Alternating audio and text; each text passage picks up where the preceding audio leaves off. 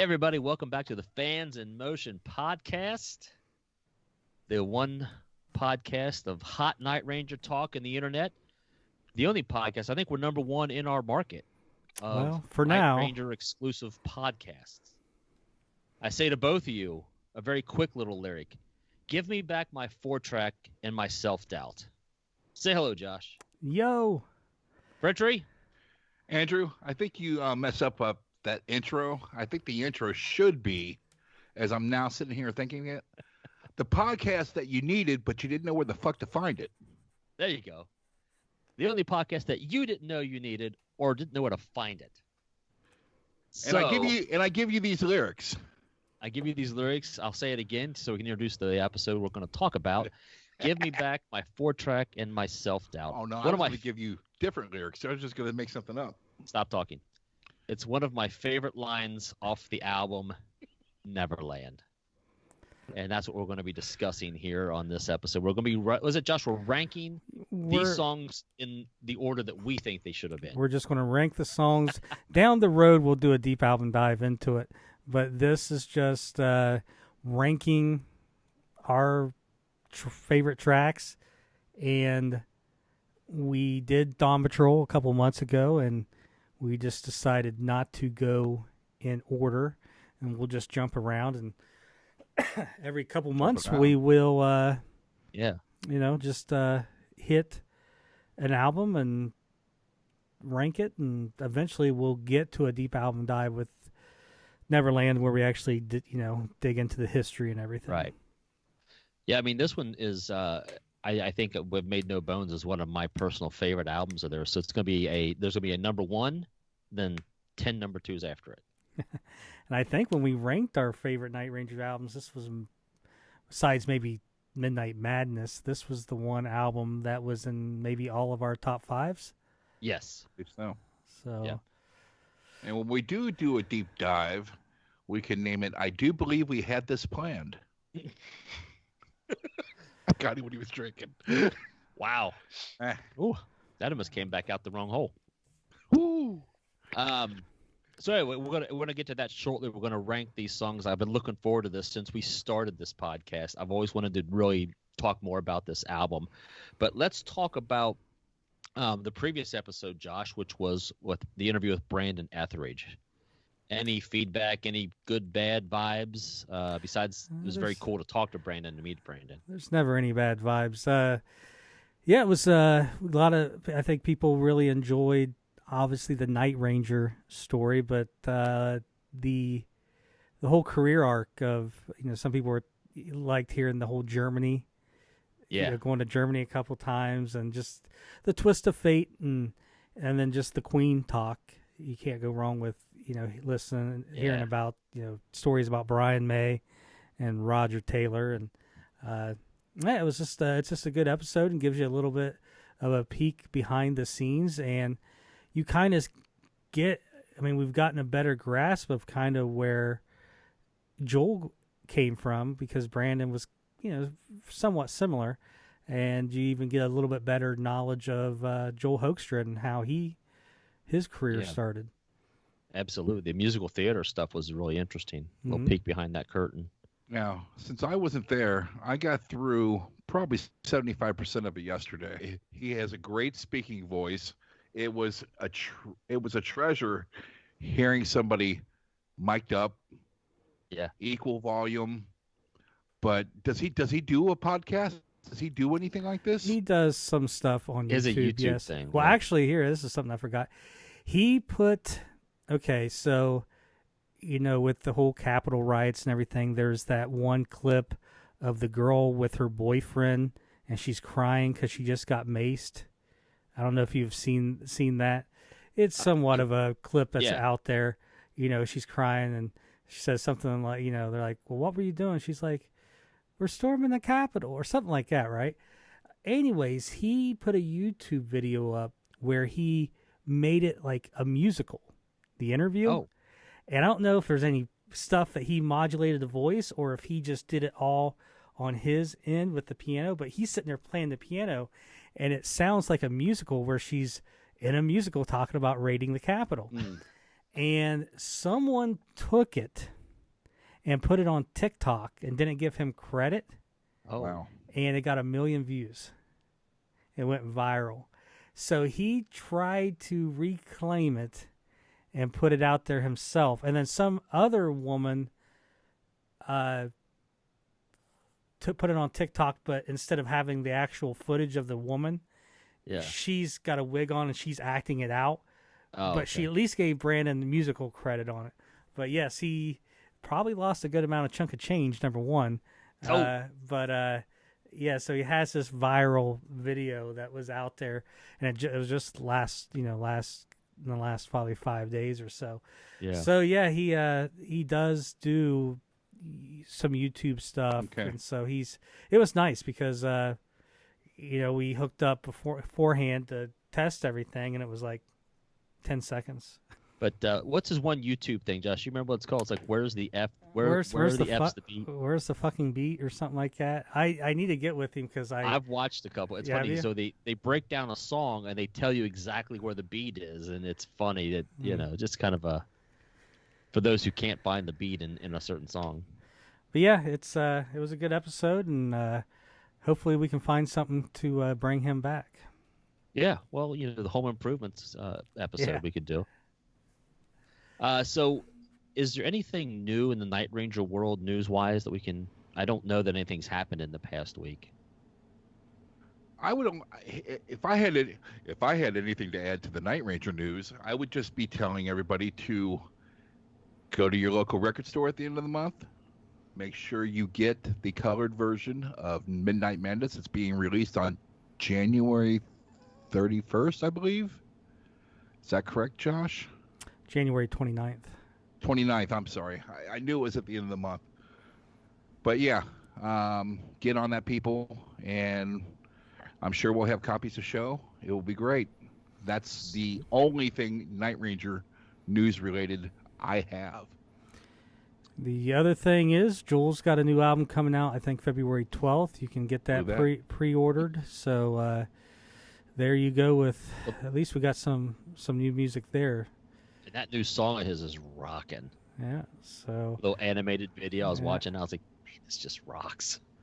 So yeah, it's good stuff. So we got some new music coming out here in a few weeks, and we got the colored vinyl. Yep.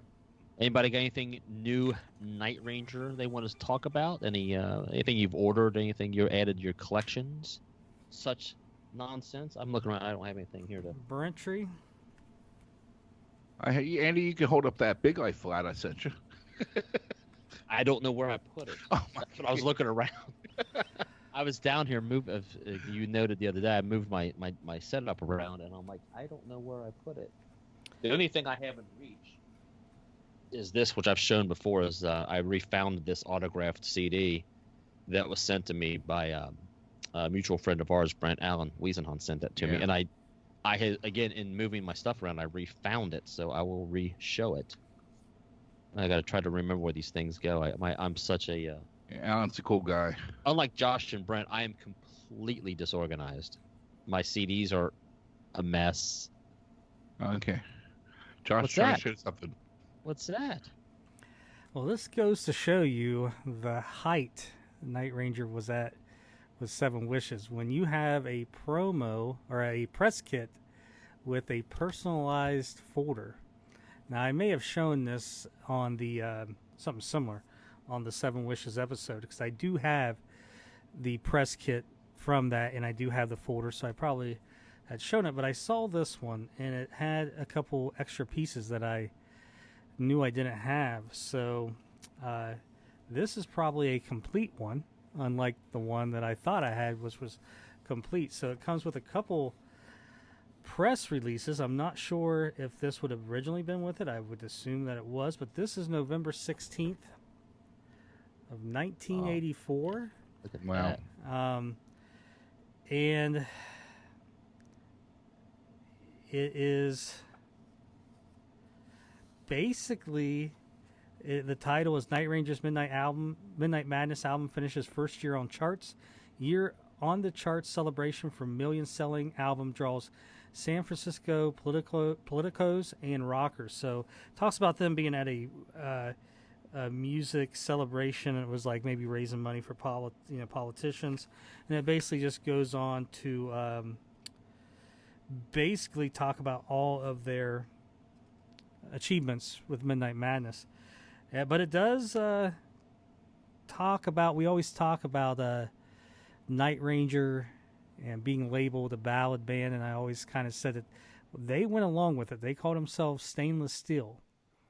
And even in this press release, they've dubbed their music Stainless Steel Rock, said guitarist Gillis. It's metal, power pop, stainless steel because we're more polished than regular heavy metal bands. Added Jack Blades, and we feel we aren't going to tarnish or rust with age. So it has that press release with it, and then it's got, just your glossy 8x10. And then 2 8x10 colored glossy photos with circles and arrows and a paragraph on the back of each one. And then it's got this press release here, and I'm not even sure what all it's going to be talking about. It is the press release for Seven Wishes. Fitz came up with some killer music for I Will Follow You, and Kelly wrote and sang Faces. So there's a paragraph on here talking about what each of them wrote. But this is what I thought was neat. It's got the kind of like the advertisement they had for some of the singles. Yeah. And it's called Uncovered. And what it is it unfolds. Oh, the magazine covers for that year. I mean, Oh, wow. Look at that. It's a good size, but it's got, all the magazine covers that they had been on.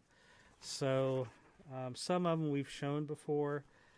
There's this one I've seen before, but it's not as common. Brad with the MTV shirt. Some of them, like I said, we've seen. This one here, I don't know. I've never seen this one before. Good Times. No. So, but some of these, young guitar. There's kind of interesting that I don't know if I've seen that one, but you got Brad Gillis with a beard. Yeah. On the cover, so just different. And like I said, this is how big they were. Is they had, their own press kit had its own folder. That goes away. I've never seen one for Big Life. And from what I understand with Man in Motion, it just came in a generic MCA folder. Mm-hmm. So, so there you go. I learned. I'd never seen that Uncovered magazine pull out. Sweet. So. I like that. I wish I had one of those. So Brent, we turn to you. We for turn Fans to me. in Motion. Okay, there we go. Fans in Motion news brought to you by Alcoa. Alcoa. If you haven't gotten an Alcoa, you need to get one. It's been a good week on the page. What? I don't even. Alcoa's a What brought up it's a recycling thing. Yeah, what made you think of Alcoa? I don't know. Anyway, you could have said brought to you by Die Hard Batteries. They're back at AutoZone. There you go. Anyway, this week we had some cool stuff. Look at that. Gary Dean Ash. Yeah, I believe this is his first post on the page. That's Talking a hell about of how a he post. won a contest, won the guitar. Very cool indeed, I think. I would love to have that guitar. Yeah, well, he'll sell it to you.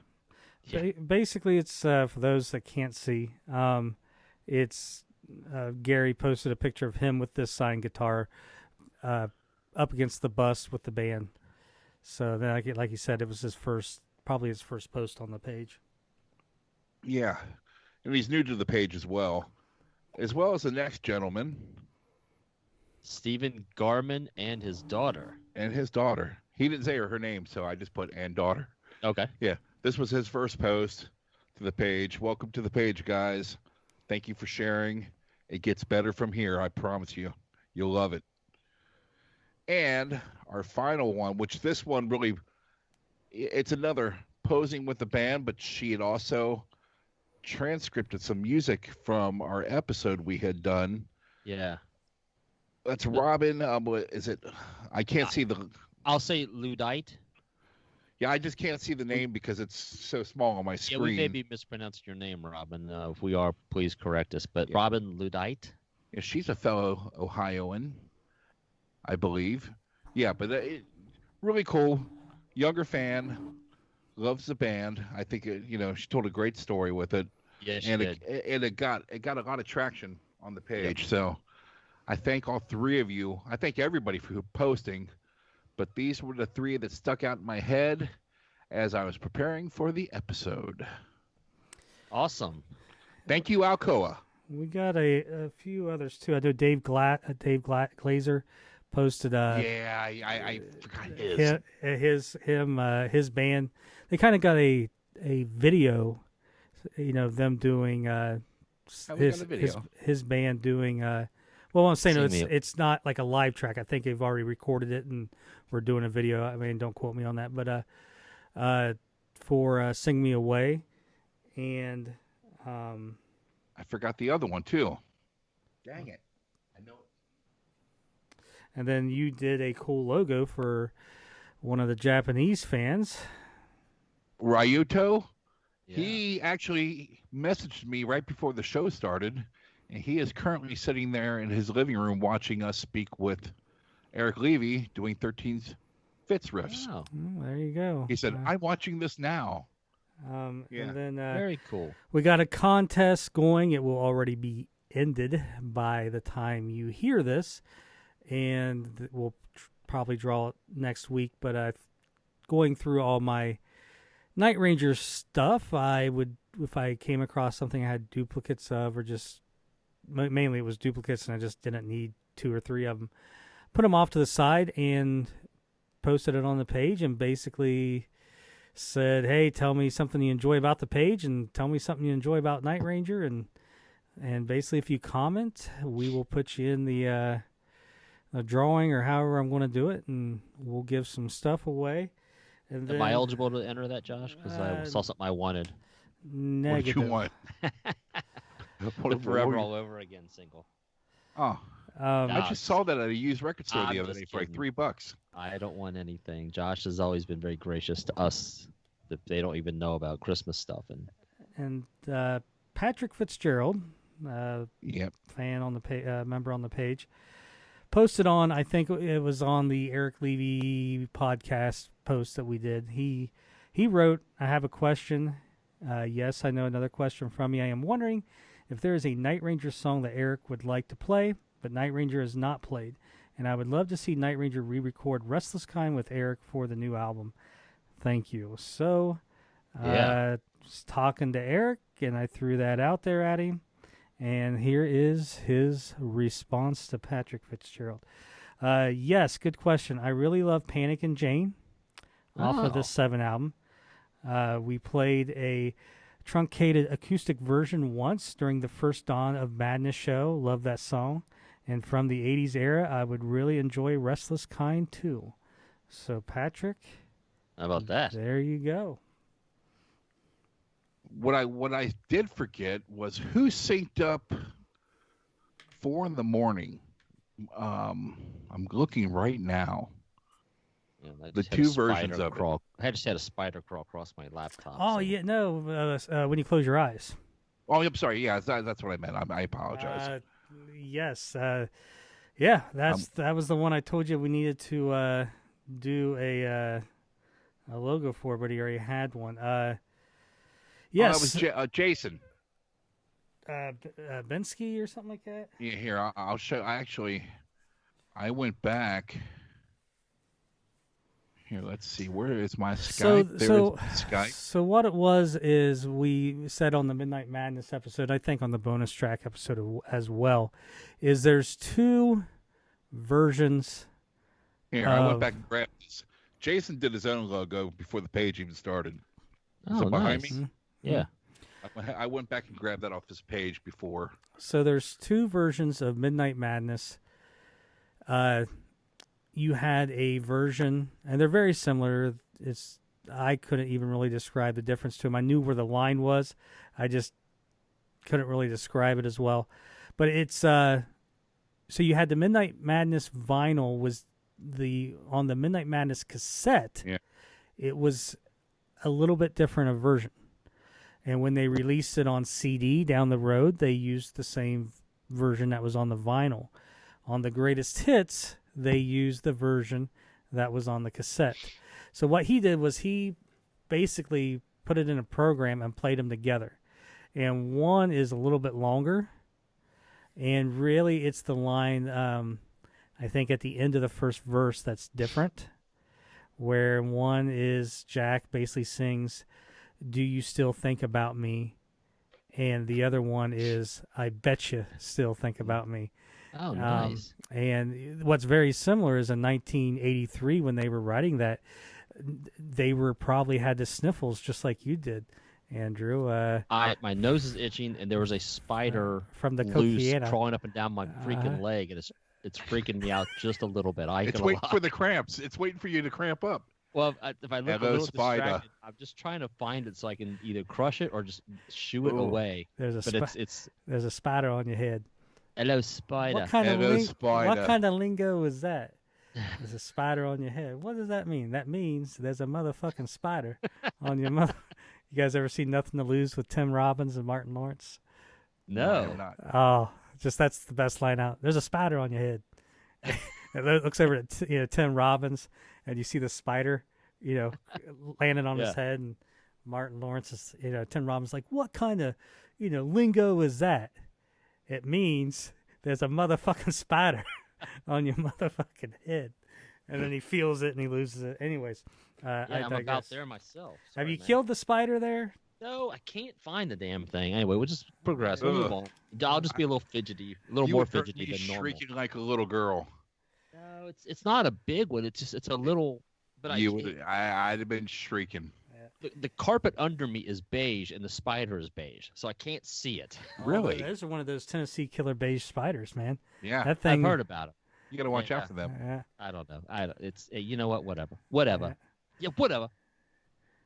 Hey, wait. Right. Hey, moving on. Anybody got any music they want to talk about? Any new music that they're cranking out? Well, I don't have any new music, but before the dawn of history, there lived like an ancient race of people that they called the Druids. So I got this book because nobody knew who they were or what they were doing. Little people are standing. But their legacy remains. In the living rock of Stonehenge, and Hidden rock. I'll look through here and read you guys a passage or two, and oh how they danced, the little children of Stonehenge, beneath the moon, for fear of daybreak might come soon. So I suggest, if you're wondering what the Druids were doing, to get that book.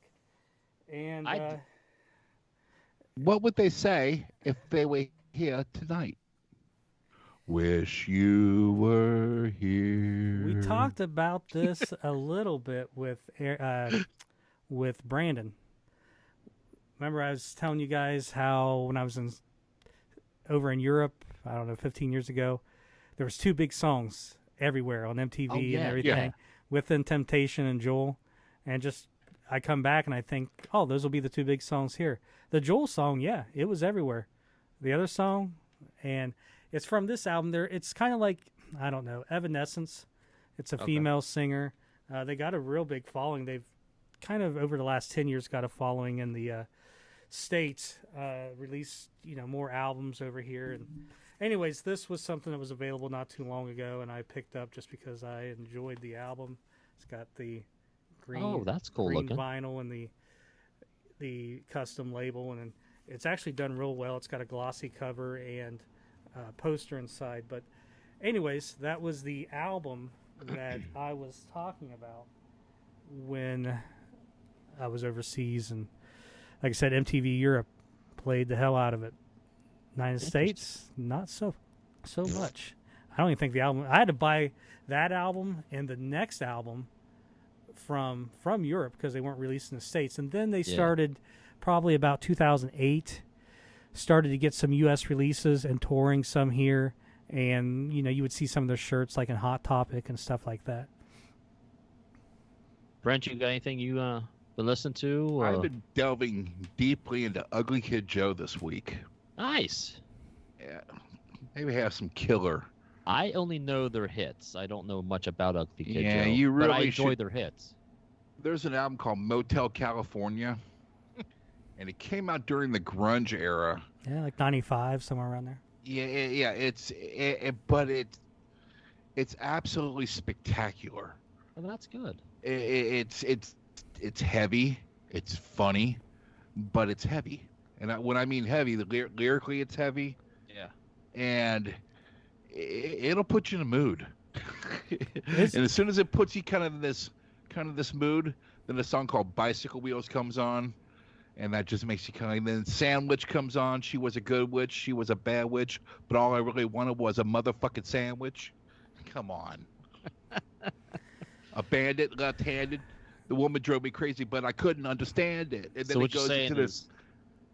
It goes into this part of the song, and it sounds so much like Bon Scott merged with Black Sabbath. And it just... God, it's so killer.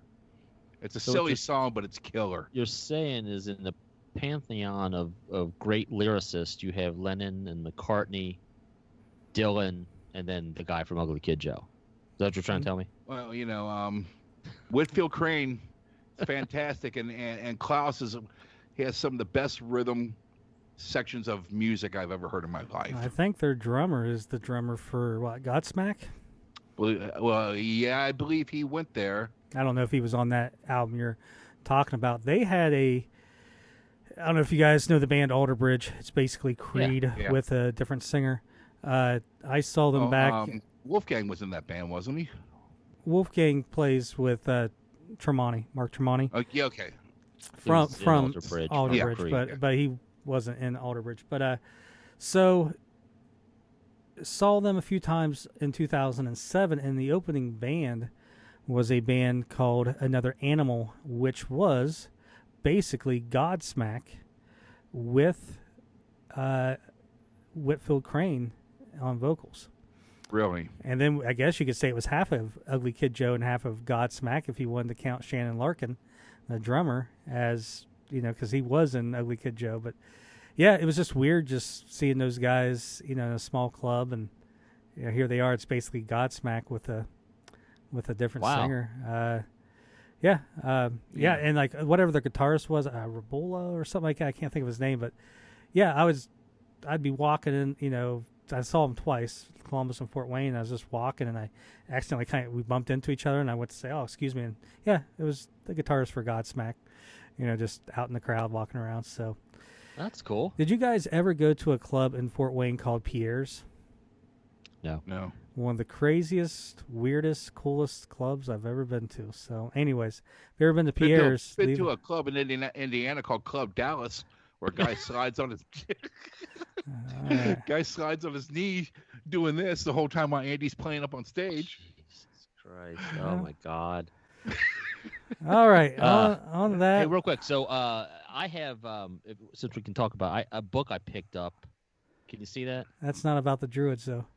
No. It's not. So this guy, basically, real quick, he's a journalist who always had to interview people that came through Kansas City, and he had these standard questions, and he just never got great answers. So he finally asked somebody, instead of what was your favorite gig, he's like, what was your worst gig? And he said that he opened up the floodgates, and they would talk forever about these worst gigs.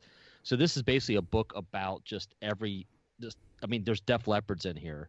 And he just asked them, what was the worst gig? And it's just telling, like, from being in the wrong city, saying the wrong city, bad venues. So it's just a fun little read. I picked it up at a used bookstore. That was fun.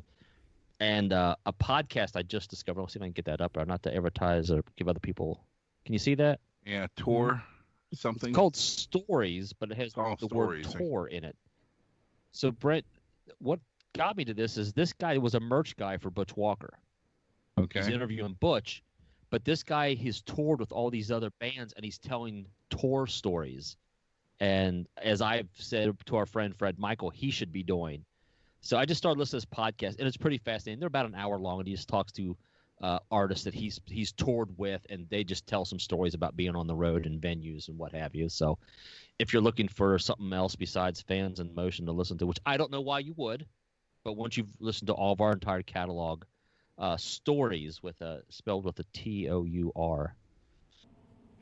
All right, so let's get this thing going. Let's get started with our ranking or countdown from number 11 to number 1 of the songs, the tracks off this fantastic album, Neverland. Which is almost 25 years old. It'll celebrate its that's 24 years. The Japanese version came out this month, or, well, maybe March, I think that's what I saw.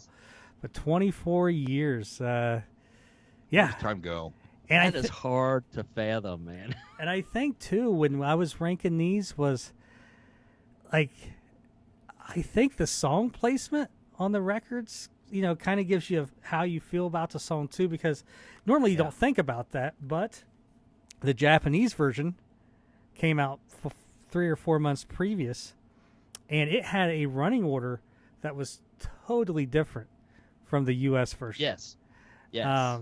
So, Yeah. you know, I remember when I got that, I'm like, well, that song doesn't really, should it be an opener, or that song fit better at the end of the album instead of the beginning. So, yeah, there's, I think the running order is just, you know, if you don't know what I'm talking about, just get the Japanese version and compare it to the U.S. Do you want to run version. through them again, Josh? I got them both right here in my hand. I can do it real quick. Well, doesn't the Japanese one open with New York Times? Yeah, I mean, we don't New York Times. We don't Which I need, thought fit. we don't need to list them.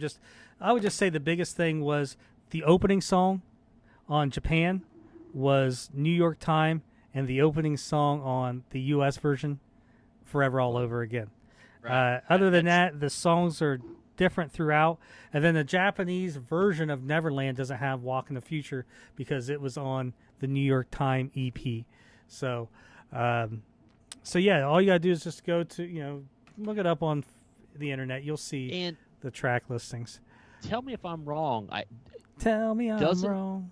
Doesn't the American version of Forever All Over Again have strings in it, and the Japanese does not, right? Mm-hmm. Remixed. Yeah, there's Got the John Claude.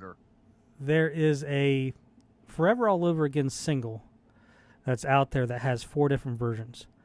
There's a string version, an acoustic version, and 2 other versions. And the Japanese uses one, and the American version uses, you know, the other.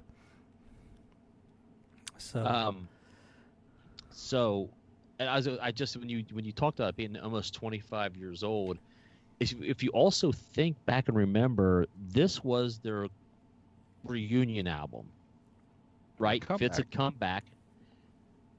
And how long had it been since there'd been a Night Ranger album? Other than Gary Moon. Yeah. No, but I mean, Man in Motion, when they talk about that, the original lineup, that was what, 88? September 88. of 88.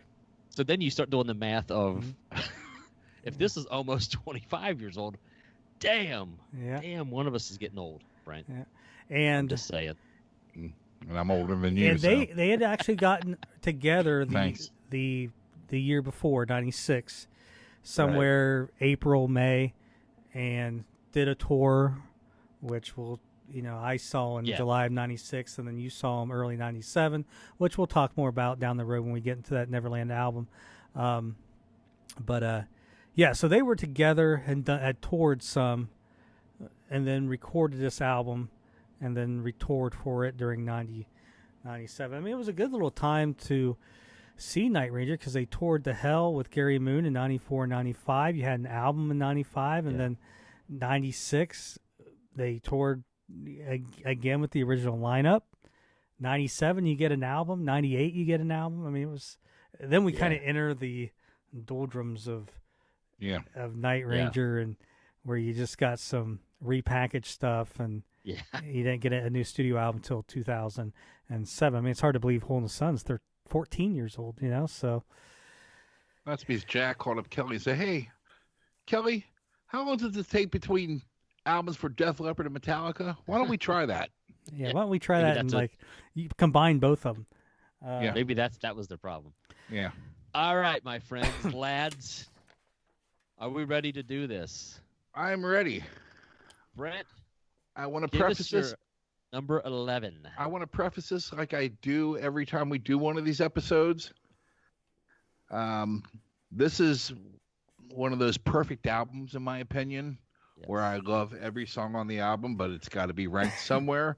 This album definitely does go to 11. It does. Because there's 11 tracks in the U.S. 11 songs, And so- 48 minutes of rock and roll. So rock and or roll. So as we always say, one's got to be number 1 and one's got to be number 11.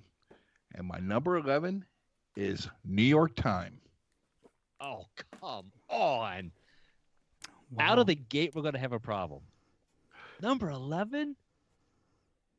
That's mine. Don't piss off. Tough luck, pasta. Yeah, your 11's gonna be Oh. like, I'm like, what a codpiece face. I mean, No, that's I just didn't see. I thought I knew you better, my friend. I guess I do not. it's always been my least favorite song on the album. Really? Yes. Okay, we need to have some more phone conversations. I did not know that. Yeah, I don't dislike it. It's just my least favorite. Yeah, I got you. All right, that's fair. Josh, tell Brent how he's wrong. Well, that is wrong. But I've come to expect it. You know, it's like Yours ugly. that's how I figured. You know, it would start out. But I look at this album. I mean, I really enjoy the album, and I won't say that there's not like a horrible song on there. But to me, There's not a bad song. there's 6 really good songs, and then there's 6 songs that they're good, but they're not like the other 6. There's a big difference between them. Are you skipping any songs? No, If you put this track, the CD. on? not really. Just I think because I don't know if I really ever skip anything. You know, Yeah. if I put something in, but there's nothing like okay, Kong. I'm not a big fan of Kong. I probably would skip that. Not that I would skip these. It's just there's the other 6 songs I would call filler. They're good. They're Night Ranger songs. There's stuff in them that I enjoy, but maybe that's just not as strong as the other 6 or their past Yeah, the top albums. half. Yeah. Yeah. So All right. and it's really split right down the middle. Like I said, 6. Now the one song though out of the bottom 6 that I really just don't enjoy for numerous reasons is "Slap Like Being Born." I think you've talked about that before. Number one, I hate that saying "Slap Like Being Born," and I don't know. It's just a little bit too. You're not putting that in. Like if you're like, "Hey, I got the new Night Ranger album, guys. Come on, let's jam to this," and that song comes on, and you're like, "Hey, you know, I don't know." Like "Slap Like Being Born." Don't even go there. Ooh, Wow. ooh. You know, it's like, You know, when Josh breaks it down, it makes me reevaluate my list a little bit. you know, I'm like, No, it don't make me. It makes me just know that I was the one that was right. you know, when I hear "hoo, ha, ooh," I'm like, you know what? That's the. Don't even bother to try. It's like ooh, ah, ooh. I'm like, yeah, you know what? If you go, It had me missing French horn. That's where I was at with it. I'm like, I don't agree with you, but I get what you're saying. So that song out of the other, like No. the 6, that song, yes, that one's in a world of its own. And they played it live. You're the one that needs a shock to knock you off your feet. Slap like being born. No, I just, sorry, Jack. That's the, yeah. And it doesn't matter what band or album you do that, you're going to always have that song. I just don't like the saying. I didn't like the ooh, ah, ooh. Yeah. So, There and you then go. I remember Andy and I oohing Yeah, at the club. What was it? The Newport. yeah. we were They all played it at there. the Newport. I get a kick out of that song, but I do understand what you're saying. I don't necessarily agree with What's it. but, your yeah. 11? My On the number se- 11, and I will agree with my boy Brent there. I don't necessarily think there's a bad song on this album. This album is very special to me, and we'll get into that when we go into the deep dive on this album. I have just a wonderful time of my life, and this album was very important at that time of my life. So to me, this is a I love this whole album, and like Brent said, you have to put something at 11. So for me, it's I Don't Call This Love. It just, it's you know, I don't. It's a good song, but there's other songs that just rank higher. Slap Like Being Born, I think, is better than that song. And that's I don't call that love. Love, not a bad song. It's a rocking song. It's Yeah, just there's nothing wrong with it. it just doesn't take off. I see what you're saying. Right. It never gets. It just kind of stays like, nah. Like I said, Yeah. I don't necessarily skip it, but it's like, it doesn't rock out like my number one song rocks out. So right now we don't have a nothing that matches there. So Brent, My number 10, I Don't Call This Love. We're close. We're close. It originally was my number 9, Yeah. but I like the way number 9 is sang better. Yeah, sure. Well, there's nothing to add. I mean, I don't think, right? It's just. my number 10 would be My Elusive Mind. Ooh. It's just a it could possibly Sunshine and Tornadoes. Come on, that's great. I gotta take a sip here. Hang on. it could possibly go up to number 8. 8, 9, and 10 are really in the same stew for me. Give me back my 4-track and my self-doubt. Again, that's a part of the song I like. It's just I don't like the slowness of the verses and whatever. Elusive. And like hanging from the chandelier. Someone pick up the telephone. Like it's a very different sounding song for them. I will agree on that. It was mainly the lyrics. The lyrics and the fact that it's. I tend to any song that's got chugs in it like that. Chug chug chug chug chung. I either prefer a hard rocking Night Ranger song or a ballad. The mid tempo stuff is sometimes take it or leave it, and that was just my leave it. So My Elusive Mind. Yeah. Well, that's wrong. I do have to say also, I read a review of this album doing my research, and I actually wanted to find the person and do like Jay and Silent Bob and find them and punch the guy in the face. It was such a bad review. I was like, screw you, dick. Oh, you motherfuckers are gonna pay. So my number 10 is Anything for You. It's a good song, but the ones I have above it are there for a reason. I have to, this isn't like Josh had said. You don't put it on. I don't go right to that song, but I don't skip it. It just that's not the one. There's other songs I would put in and hit play first. And it's kind of like I Don't Call This Love. It's not bad. It just never takes off. It's to me. It's just it's good. I would agree with that assessment. It's just but the lyric content's fantastic. Wake up, get up out of bed. Again, I hear it's been a little crowded in there. Again, those are some of the parts that I like. It's just the music's fantastic. The chorus, I just don't. I don't know. Like I said, it's not horrible. I listen to it. It just sits there. It doesn't get me here or there. It doesn't move my needle, but it also doesn't. I don't want to turn it off.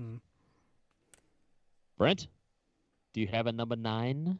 Yeah, my number 9 is hold on here. I just screwed up here. What was my number 10? I Don't Call This Love. Yeah. Anything for You is my number 9. No. What are you? We're right there, me and you. Yeah, we're right there. We're one off. Like I said, I had forgot to change it with my little parentheses and arrows, Yeah. But yeah, so but yeah, that's when I said I like how he sings the song. This is the way things are done around here. Well, I love best Jack Blake I'm ever gonna get. I love Jack's bass playing this because he's got that doon doon doon. Yeah, you I just like his whole delivery. Climbs and stuff. It's fun, but I like the whole delivery of the lyric. But there's better songs on this, so that's where it ends up. Josh, do you have a number 9? Well, I wanted to say I made some notes when I talked about My Elusive Mind. The one thing I did like was Fitz's piano playing on that track. But my number 9 would be the same as Brent. Anything for You. Yeah. I kind of like the rap verses. Where it's kind of a rap I don't know if Yeah. that's it or not, but I think Anything for You is our first general consensus that it's It's in the lower lower half. 3. What's in the bottom. your 9? My number 9 is Slap Like Being Born. I didn't think it deserved to be at the end, but it also, for me, 9 is where it feels comfortable. Everything above it, I think, is better than it. But I get a kick out of the song. I get a chuckle out of the song. I don't. I don't listen. Dislike I don't the, listen to rock and roll to get chuckles. Sometimes I do. I don't want chuckles from my Night Rangers albums. I need Did you get more cocaine. Did you get less trousers? Did you get and chuckles from Midnight Madness? Definitely not. All right. But that's why it was also ranked higher than Neverland.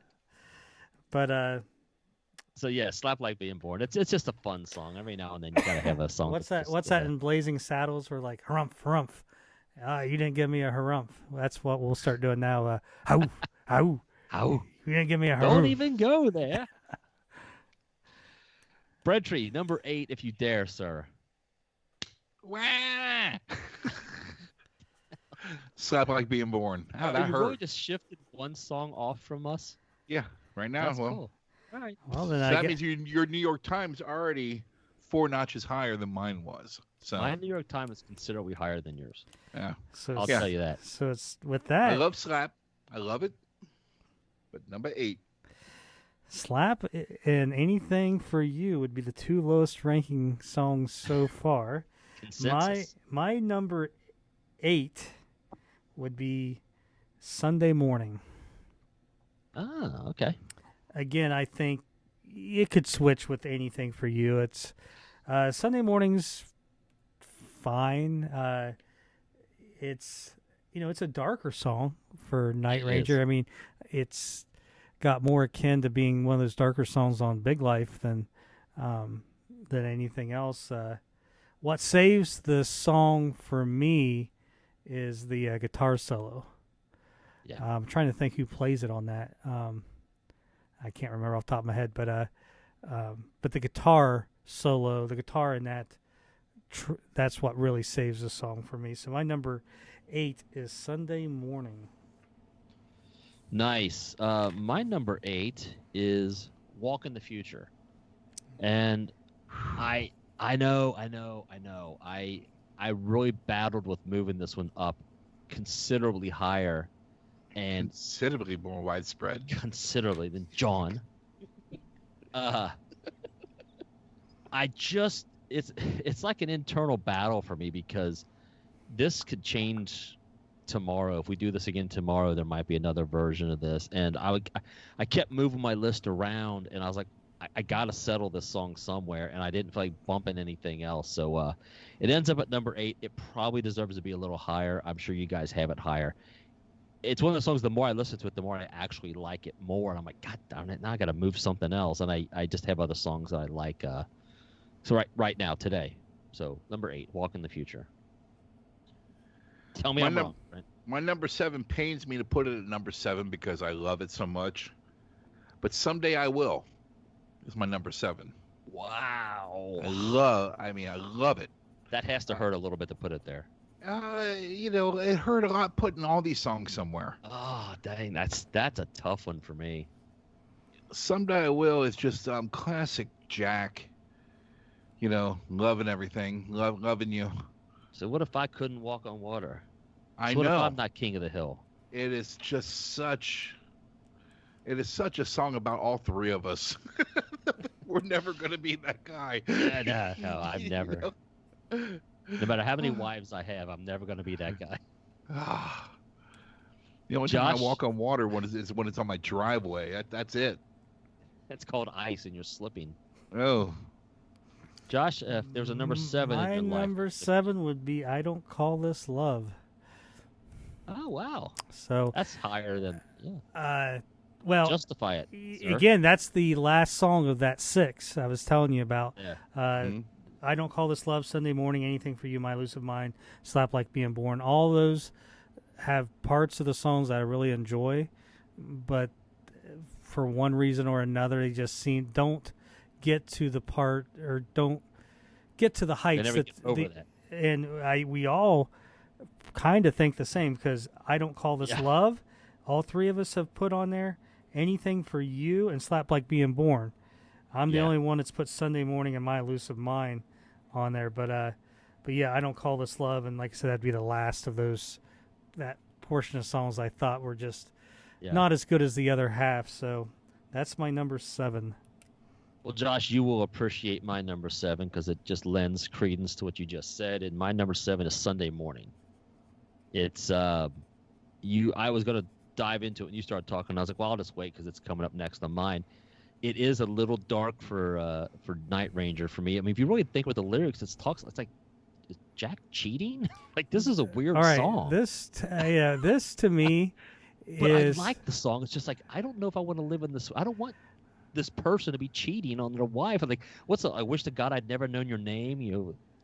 This stuff's very strange to me. Forever All Over Again. I mean, think of all these songs. There's half the album's a breakup album. I don't, I don't know if he. But with who? Well, Jack and Molly are still together, right? I mean, everybody's got bump in the road. Who knows? I don't know. It could be just he's a songwriter and he's going through, just writing songs, or it could be, hey, you know what?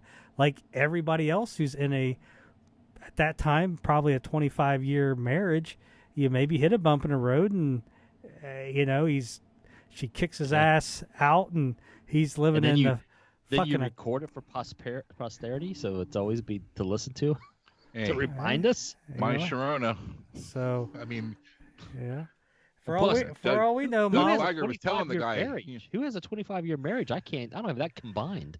Well, but mine's gonna be 20 in March. They would have been almost reaching 30 years at that point, right? No, 20 years. Sorry, 20 years.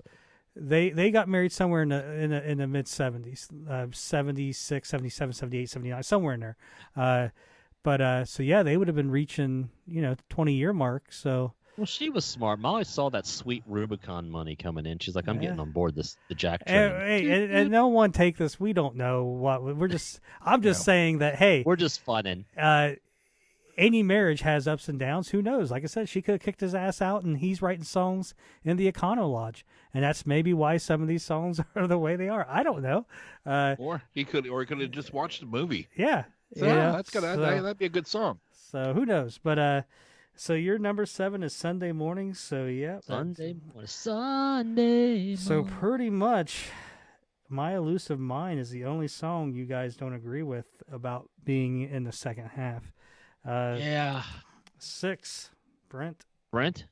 Ow. My Elusive Mind is number 6 on Brent's. All right, Rockin' 11. You almost proved my point. Like that's right on the cusp. So he's chasing sunshine and tornadoes. Yeah, well, that's what kept it there.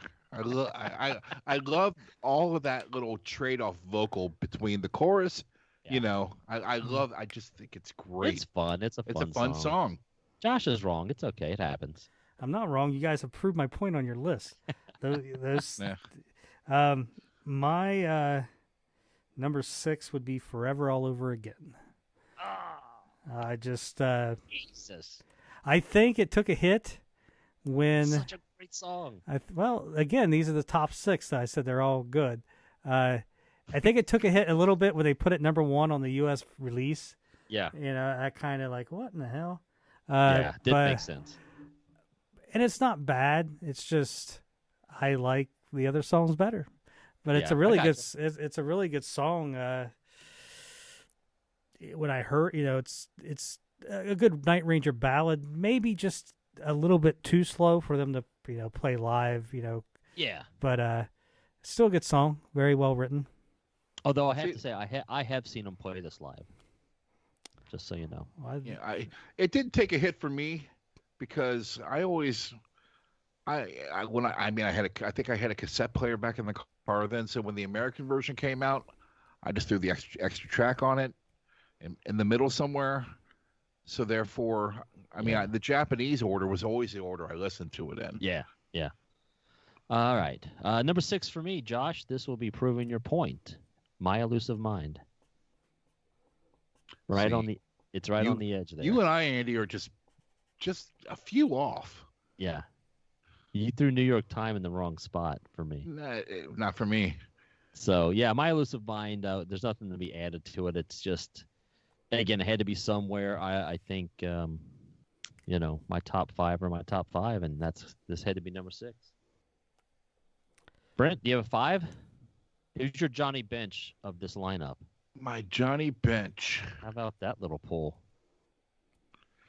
Well, it will be in 10 minutes. It will be Sunday, my time. So Sunday morning is my number 5. That's a little high, but yeah. Yeah. It's a good tune. I can't argue with you. I had it at 7, so. It struck me. Well, I'll make this comment when we're done with all the tracks. Okay. I'll save that because I'll blow my list if I say it. Josh, number 5. And this could have been probably anywhere 3, 4, or 5, but I will say Someday I Will. Nice. Solid. It's a great song. Yeah. It's definitely, like I said, those top 6 songs. Even, I would say those my top 5. I mean, Forever All Over Again is kind of like in the middle, and I consider like then these other 5 just even way stronger than that. Yeah, it's a good tune. So it was really not. We've all talked about it already. So, number 5 for me, New York Time. I love this song. It just pumps me up. It's fun. It's Miller time according to them. So, you know me, Brent, and all my beer drinking. So I love this song. I just think it's fun. It opens up great, and I like it because it opened to the Japanese. It's the first song I heard, and I was so excited, and I just loved it. Do, do, do, do, do, do, do, do, do, do. Let's go. And I think that's is that the only one they made a video for? I believe so. Yeah. And it's not even a great video. But well, especially back then, they weren't going to get any play. No. And there was no YouTube. I mean, so there was. I didn't know this was a video till about 10 years ago. Yeah. It looked like somebody just made it. It's like a fan made video or something. Well, they could have to save money. You never know. Yeah. I mean, meaning the band. I would say the only reason why they made it was for probably Japanese promotion. Yeah, probably right. Probably the only place to getting played. Brent, who is your staying with football terms? Who is your Brett Favre? Favre. Favre. What's Brett Favre doing here? I'm in town to play the Dolphins. I do believe I had a plan when I made this list to include the song Neverland. I really thought it was going to be my number 1 until I started writing them down. And lo and behold, it's number 4. Number 4? I know, and it's pissing me off. Your head today? It's pissing me off, okay? I was trying. But you said it, and you said it in this episode. You asked me tomorrow. I didn't see. The thing is, I don't go back before I rank these and listen to them. I look at it and what strikes me at the moment that I'm doing it. I listened to this album all day today. All day. You're supposed to be working. Well, excuse me, sir. Where are the bounty? Where's the bounty? We're out. I got up this morning, man. I actually rebought it because my version on my phone is missing a couple of tracks. So I just went and bought it again. Boom. All day, all morning. Out there playing with the dog in the backyard. Rocking out. And you're wrong. That's not a number 4 song. Moving on, Josh. Number 4, As Always I Remain. I'll accept. I'll allow that. You already had it, right, Andy? Yeah, you put it. I did not. Oh, I thought you hit. So yeah, that's a great song. That's, so, I mean, I can't disagree with that. Am I the one that ranked that lowest then? No. Yes. Well, no. Where did Brent put it at? He hasn't listed it yet. So I haven't either. What's your number 4 then? Well, number 4 is Someday I Will. So I was right there with you, Josh. Kind of close, one song off. You get down to these final, and I know Brent's probably feeling these pangs too. You get down to these final 4. My number 1's not interchangeable, but my 3, 4, and 5 are 2, 3, 4, and 5 are interchangeable for the most part. So Someday I Will comes in at number 4 for me. It's a great song. It could be number 3 tomorrow. Brent, if you have a number 3. Well, you were so freaking wanting to know where I put the song. As Always I Remain is at number 3. That's what I'm talking about. That makes more sense than your number 4 there. Yeah, I'm thinking I can't tell you where I put it because I haven't said it yet. So let me think here real quick. Is that number 3? Is that your John Kitna? It is. Jeez. Am I right on that? Is that John Kitna? Am I recalling that right, No, Josh? he was number 9. Was he 9? Because when Carson came in, Carson took the number. Because Carson wasn't number 9, Carson Palmer, until after John Kitna was gone the next year. Who's your Jimmy Breach? Ooh. Yeah. I think that's correct. Yeah, well, Josh, he's talking to you. Who's your Jim Breach? Oh, my number 3. Wake up! Wake up! God, I hate that song. Number 3, Neverland. Oh, Jesus Christ. You guys are... Well, we know what number 1 is for Andy. I mean, I like the riff. You know, I don't mind the lyrics. I think that may be the only, that might be the reason why it's not number 1, because the whole fairy tale thing. Maybe, I don't know. But I enjoy the song. It's got a great guitar solo. That's the only, if I had a nitpick of why it's not number 1, it's just maybe the fairy tale lyrics. Just I didn't really ever get into, but it's got a great chorus, and hell yeah, it does. To me, that should have been the opening song on both albums. Yeah, well, it's the name of the album. It's the name of the album. Plus, it's got that feel of being an opening track as well. It rocks. And if I remember correctly, when we saw them in '97, that's what they opened with. Do you need me to pull the set list? Well, or do you want me to save it? We'll just we'll see. It's right over here. We're all right. But because I remember after they played it, Jack made the comment of everybody looked like the deer in the headlights, because they didn't know it, except for probably us in the front row. But then they went into probably like Touch of Madness or something. But right. So I'm pretty sure they opened up. If not, it had to be New York Time, but I'm pretty sure they opened up with Neverland. And we saw them in June of '97. So Neverland is my number 3. A quick little side note on opening tracks and Deer in the Headlights. I saw Night Ranger at Riverbend with, I forget who. They were the opener for like 3 bands, so they were on. Was that Loverboy and Journey and Foreigner? It might have been. I mean, they came I didn't go to that real early, and they opened with "Lay It On Me." I might have been the only person in the venue who knew the song besides the band, and I'm like, yes! And I'm looking around, I'm like, what is wrong with you people? There might have been 1,000 people in Riverbend at the time, because they went on like at 6:30. Yeah. And I had like a friend texted me. He's like, "What song is this?" I was like, "This song is you suck. You all suck." I was yelling at people. When I saw them, they had moved it to number 2. Yeah, they opened with it. I'm like, I'm rocking out. Yeah. Okay. Anyway, my number 3, as always, I remain, because it's just great, and my number 2 and my number 1 are perfect. So that had to be 3. I think it's a great song. I love. It's just a good tune, man. And I put it where I put it because I like it. There, in your face, Flanders. You and I were dead on with that number 3. Number 2, Brent. Forever All Over Again. Boom. There you go. That's the first right thing you've said all night. It is a perfect freaking ballad. Perfect. I don't give a shit. It's not perfect because it's not number 1. Well, you said it's a perfect ballad. Yeah, it's a ballad. I didn't say. You didn't say perfect song, perfect ballad. So it's not a perfect song, so there's flaws. No, there's no flaws. It's just the only flaw was where they put it in the track order on the American edition, like we were talking about. The song should have been huge. Huge. But it was 1997. So it didn't matter. But I saw the sign and shit was big, I mean, Night Ranger could have cut to that. Well, I mean, that was a good song. Let's not. Let's not knock Ace of Base. Oof.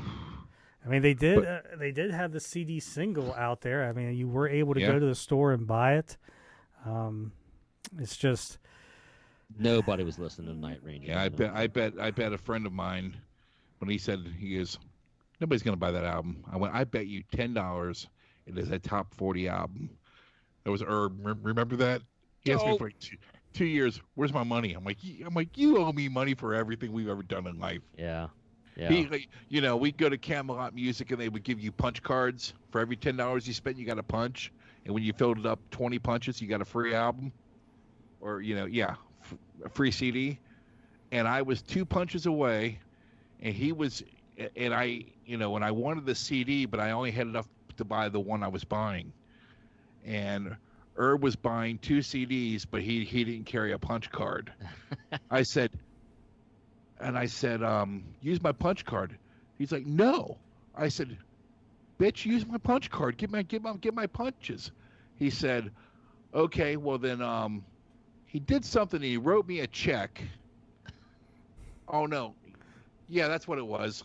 He didn't have, it wasn't that I didn't have enough money. He didn't have enough money on him. So he wrote me a check to pay for the CDs that he bought so I could get the 2 punches and get another CD.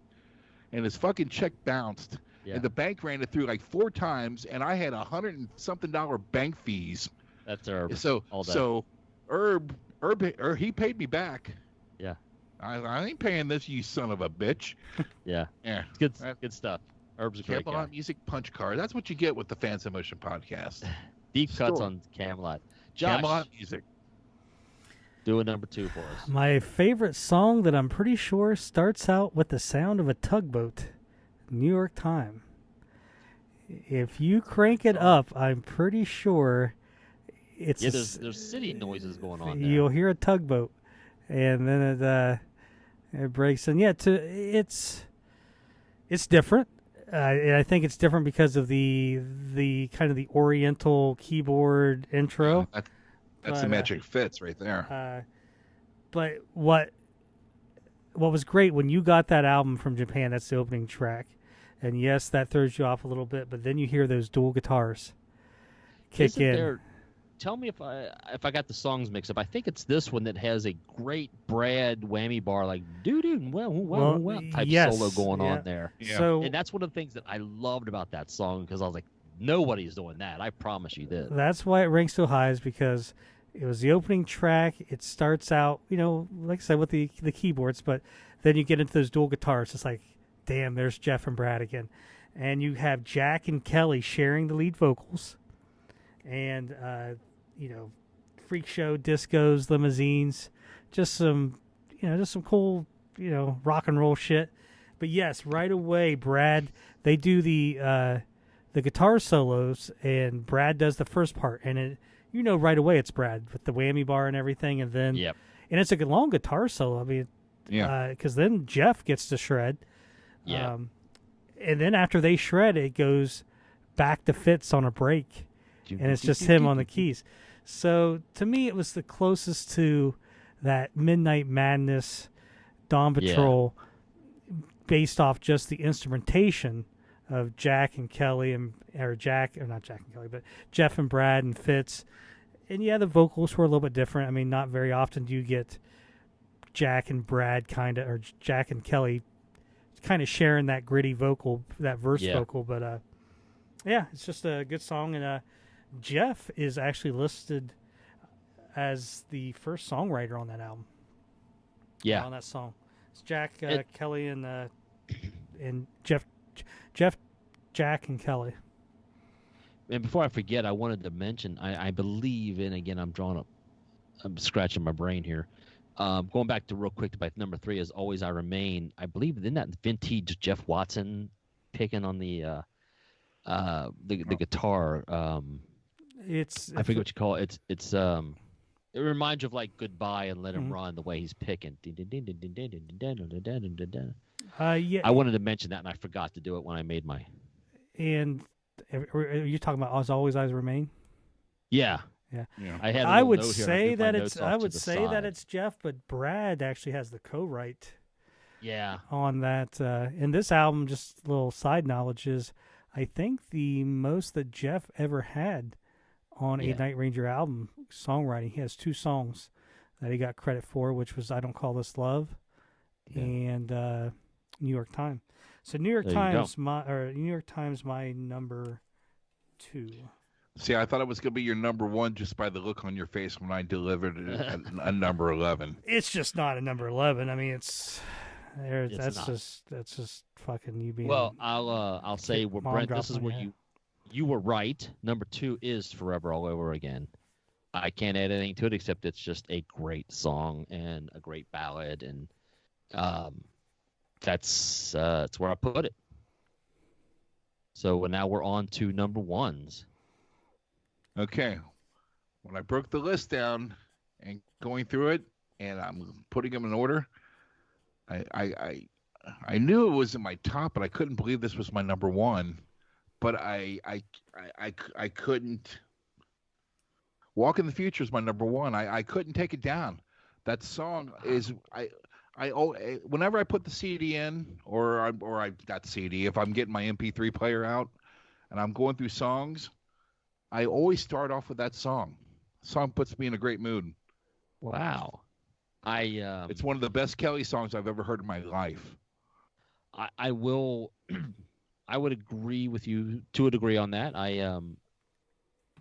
I didn't see it as a number 1, but like I said, the more I listen to it, the more I like the song. I don't know if I could ever put it at number 1. I think it also had something to do with when I got the American version and that wasn't on the Japanese version. I couldn't believe how great this song was, and it didn't. Yeah. It didn't make it on the cut. So, Excuse me. So I like the song. I love it. I'm fond of it. Yeah, it's funny because I don't keep track of each of our lists, so I didn't know what was left, and I was trying to do the math in my head. I'm like, what's he missing? So, Josh, to you, my friend, let's see what you put at number 1, because I don't keep track, so I have no idea what's missing off of your list. It's amazing how Brent can sometimes be so wrong, but then also be right. My number 1 is "Walk in the Future." Look at you two. You're like twins. And yeah, I mean, I don't know if it's just because it wasn't on the Japanese release of Neverland. It was on the EP.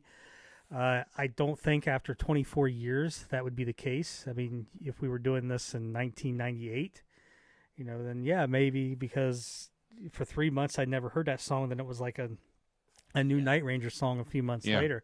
But yeah, it's just there's not another song like it in the Night Ranger. You're right.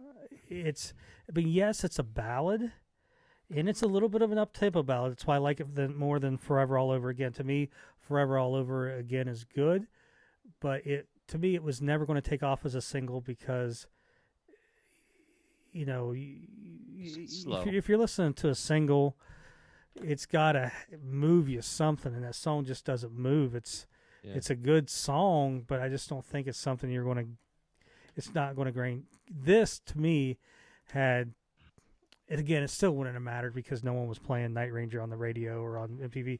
But this song had more potential just because, it did have some life and some more movement, and it wasn't maybe as, I don't want to say depressing, but "Forever All Over Again" is like, you've left my ass and I'm sad and I wish we could go back. This is something he's making up for Sunday morning. But "Walk in the Future" is something I think a lot of people more relate to. Is hey, I'm not exactly where I want to be right now, but I take a walk in the future where I want to be or where I'm going to go. So it's just like I said, the chorus is just very unique. That's the best. I think that. Well, and plus, I think I'm sorry, I didn't mean to interrupt you.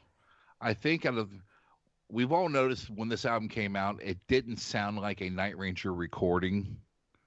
It was very stripped sounding. This song, in my opinion, sounds like this and "New York Times" probably sound the most like Night Ranger. If that makes any sense whatsoever, recording wise. harmonics, the tone, everything about it was perfect. Yeah, a lot of these songs I don't think you could take and throw on any of the older albums. Like I said, I picked out why New York Time could. I mean, to me, it's the most back to Midnight Madness Dawn Patrol, and it's not really because of the lyrics or the keyboards. It's more the dual guitars and Brad. It has the sound, and maybe you could do Sunday Morning or something like that on Big Life, but and something that I think we've talked about before, and we've talked about on the page, and is Jack's voice is not the same voice that was on Man in Motion. And it's definitely, and it's not the same voice that was on the Damn Yankees albums. His voice changed somewhere between Don't Tread and the Shaw Blades album. And I wonder what that is. I don't know. I'm not going to. I don't know. I mean. Yeah. No. I don't know. I don't know. I just figured it was a different way of delivering what he's delivering. Just. It's a whole. It's a whole different singing. I mean, his voice. I mean, Neverland sounds fine. I mean, they all sound fine. I don't mean it that way. It sounds fine, but it doesn't sound like any of those three albums. And I would almost argue that it doesn't sound like, because it's produced by Ron Nevison. It doesn't really even sound like the Damn Yankees albums. But I think that's probably because you don't have Ted Nugent there. Yeah. If you take Nugent out of that, maybe it sounds more like Neverland. It's just, it doesn't sound like the classic 5 albums for various reasons. Andrew, what's your number one? Number one, I mean, it's going to be no surprise to either of you, I'm sure. The song that should be an opening to a concert is Neverland. This song, I just love this song. This song, I know you don't like the fairy tale lyrics, Josh, but my God, I love this song. No, I don't mind them. I'm just saying, like, maybe that's why I didn't. It's like I could take it or leave it. I will give it this. It's good lyrics. I just don't know maybe if it was Night Ranger lyrics. I like how they're written and. When I heard this thing hit me, and I was like, "Oh God, I needed this. I needed this song." And I've always loved the song from the minute we heard it. Brent and I used to talk about this album because, again, as you attest, nobody was listening to Night Ranger except for me and Brent in our circle of friends. And God, I love this album. Yeah, we were talking heavy about this song. I remember having phone conversations after it came out, and you're like, "Oh my God, did you hear this?" I'm like, "Yeah, I heard that." And classic Jack lyrics on this, and plus, I love the dynamics of this song. It's up and down. The bass is in and out. The bottom drops out a little bit. Boom, boom, boom, boom, boom. Kind of sounds like a. It's just for me, for my taste. This is probably. I mean, I don't know if it'd be. It's tough to say be in my top 10 of all time with Night Ranger because God, there's a lot of songs I love by them, but man, it's got to be my top 20 of all time with them. Maybe top 10. I'd have to. Maybe someday we'll do a top 10, top 20 breakdown, but so Neverland, and I think this would be. It's a great opener. I mean, just dun dun dun dun dun dun. Dun. If you're not going to give me Touch of Madness to open the show, then give me this. Definitely, like I said, it should be the opener on the CD, and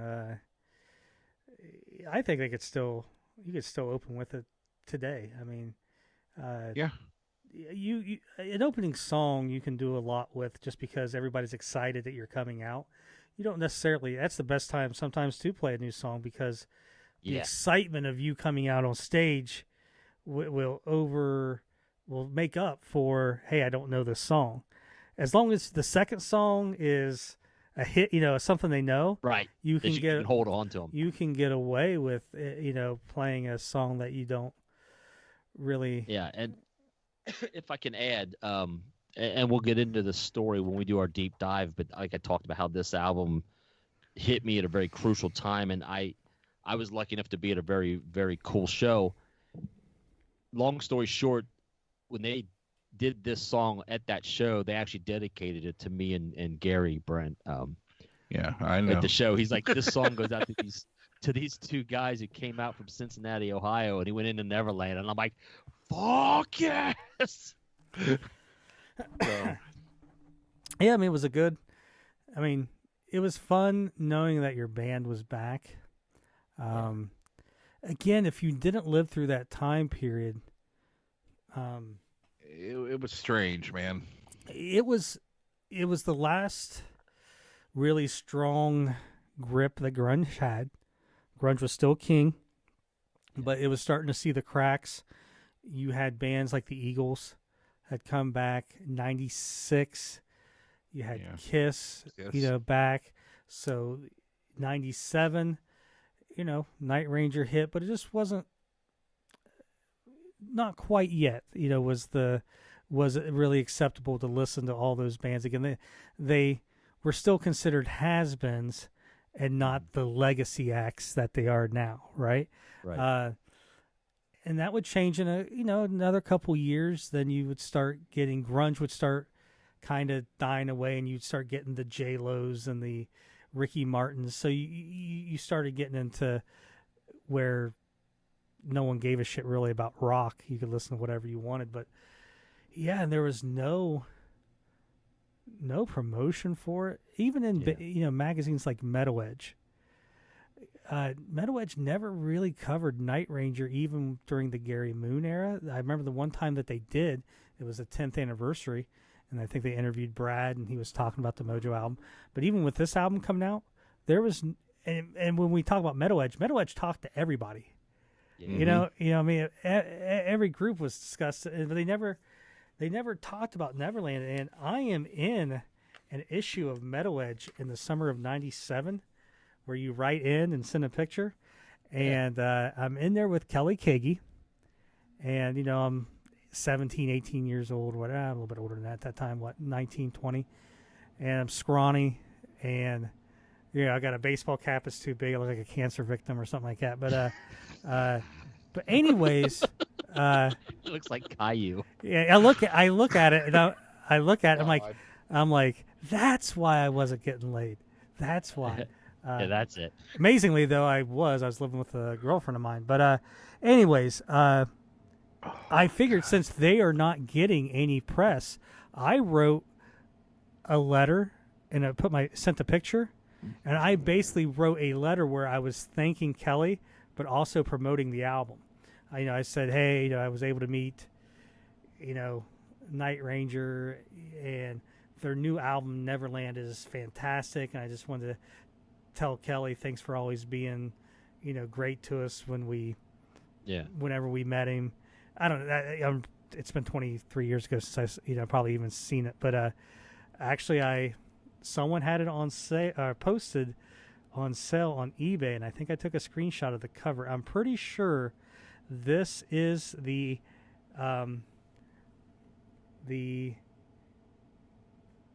one that it is. So it's got Bruce Kulick, John Corabi and Nikki Sixx, and then Pantera on it. But I'm pretty sure that's it.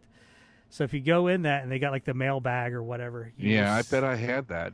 I still have it. It's over, in one of the magazine boxes. But so I took it upon myself to get Night Ranger some promotion on Neverland, and that's how I did it.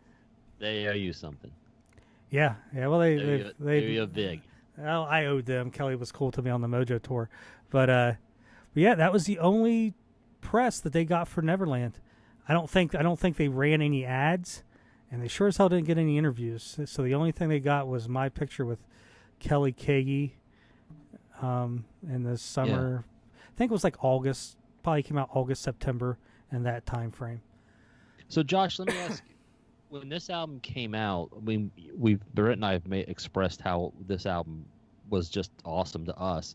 When you first got it, did it hit you that same way? Did you like, oh my God, this is really cool, or did it grow on you?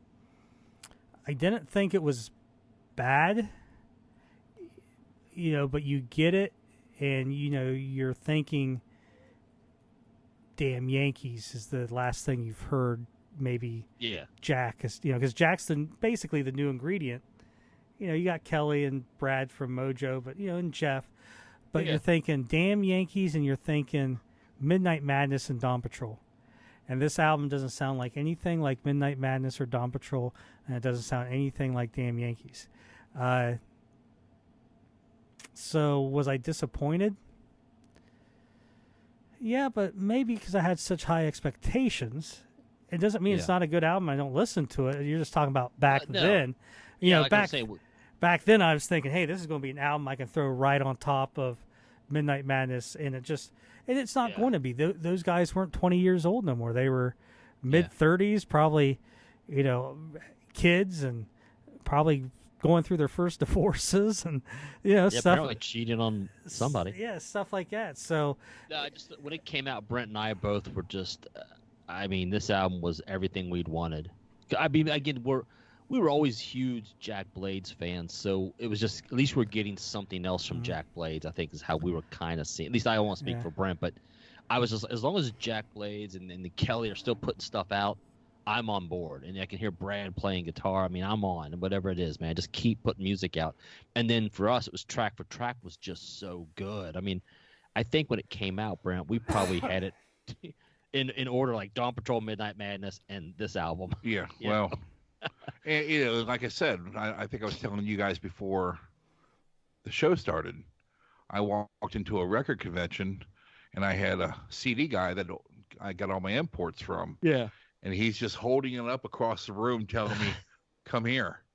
He had just gotten it, and I had no idea it was coming out, let alone in Japan. Mm-hmm. And I had no expectations. So the minute I put it in, I'm like, oh my God, this is exactly what I've been waiting for. Yeah. Because I've just gone through. If I heard "Head Like a Hole" or whatever by Nine Inch Nails one more time, a horrible song. I don't give a shit. It's a horrible song. It was.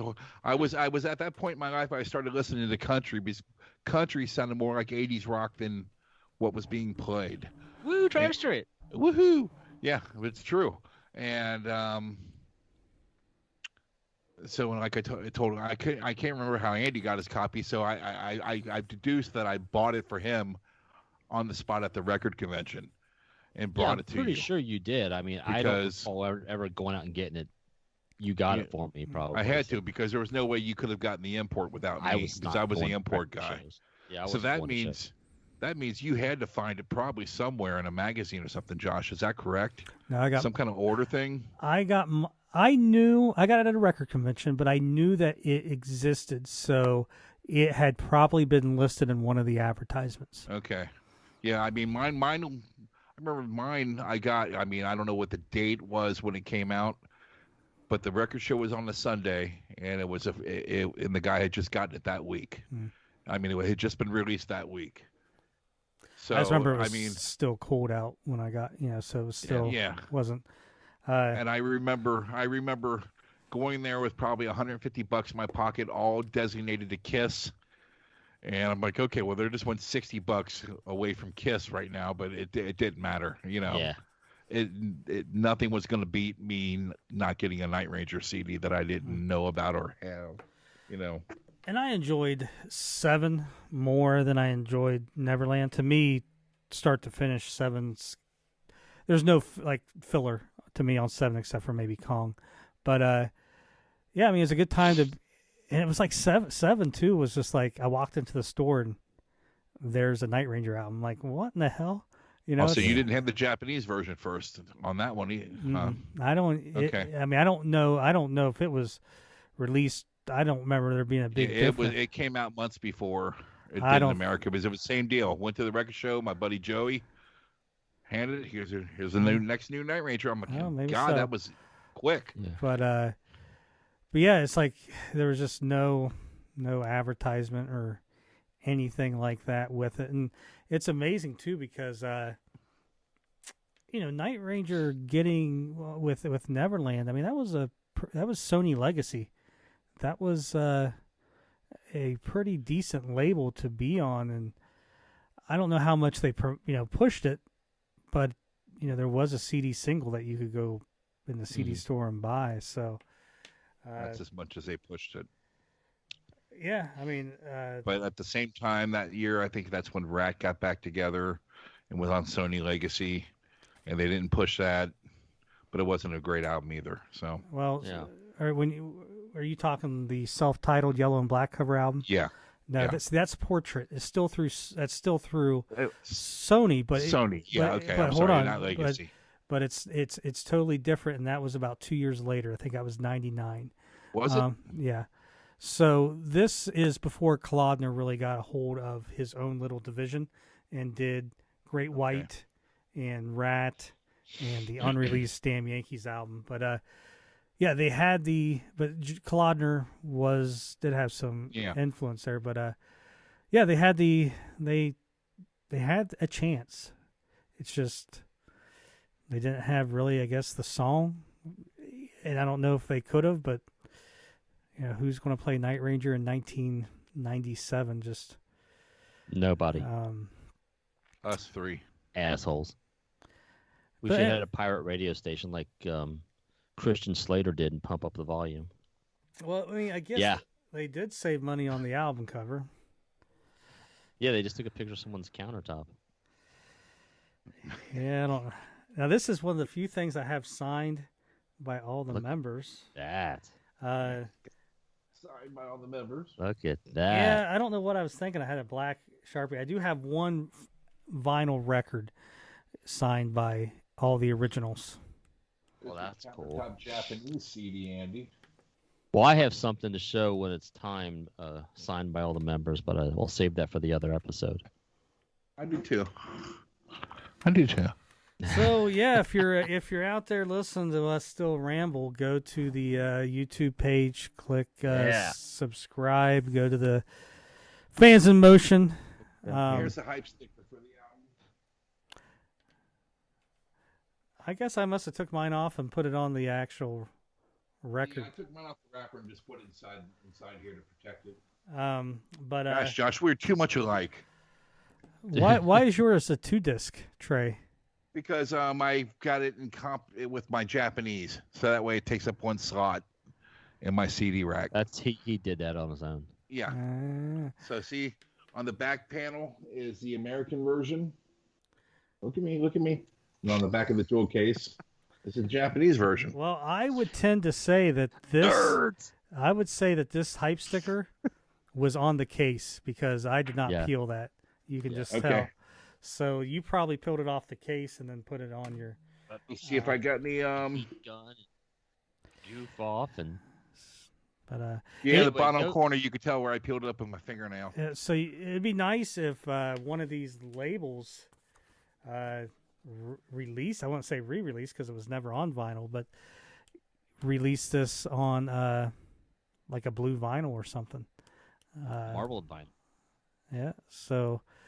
Yeah, anyways, if you're listening to this, post your top 10 either on the YouTube page or on the Facebook page and let us know where you stand. Yeah, you can check us out on Facebook, which is Facebook, Fans in Motion, Night Ranger Tribute page, right, Josh? Yeah, just type I noticed the Instagram page is getting some activity. Yeah, I don't know what the hell I'm doing there. I just, find us on Instagram, Fans of Motion, and I'll figure it out. And then sometime. you can, if you don't want to watch the video, you can catch the audio on all your favorite podcatchers: Spotify, iHeartRadio, Apple Podcasts, Amazon. Who am I missing there? Pandora, Josh? Stitcher, Audio Mac. Yeah, they're out there. So, or you can just go to the website fansofmotion.com. All the podcasts are there. The YouTube's there. Below the YouTube at the very bottom, you'll actually have an MP3 that you can play it from the website as well if you don't want to go to one of the platforms. So, And leave a review wherever you download it from. Well, leave a good review. If it's a bad review, send it to Andy's mailbox. Send it to amnesialane.com. And make sure, why don't you challenge everybody, turn a friend onto this. Let's get some people paying attention to this podcast, guys. I mean, it's a Night Ranger talk. Come on. You got somebody in your world that is going, hey, what's up with Night Ranger? And you should Andy, let me tell you what's up with Night Ranger. Andy, I'm on a Night Ranger podcast. You should listen. There you go. Done and done. Hey, I told everybody all right. I work with, they just don't care. They're like, what's with Night Rider? Yeah, I was like, no, it's Night Ranger. Yesterday I'm at work, and I go over this girl named Candace. I go to her desk and she's pulling her earbuds out. She's, I just listen to my podcast. I'm like, oh, you listen to my podcast? She's, you don't have a podcast. I went, yeah, I do. I said, I do it with Andy and Josh. And she goes, well, I know who Andy is because I've talked about you for years. This little thing. And so she goes straight to her iTunes and boom, boom, boom. She goes, and she saw the logo. She went, well, that's got to be you. Damn toot it is. So she said, I'm going to listen to it. I'm thinking, you ain't going to listen to it. Yeah. All Andy, right, guys, let's wrap this up. Take us out, man. Thank you, everybody, for listening. Once again, if you're still watching, you're the best. You're simply the best. See you guys next time around for some more hot Night Ranger talk. The podcast you knew you needed but didn't know where the fuck to find it.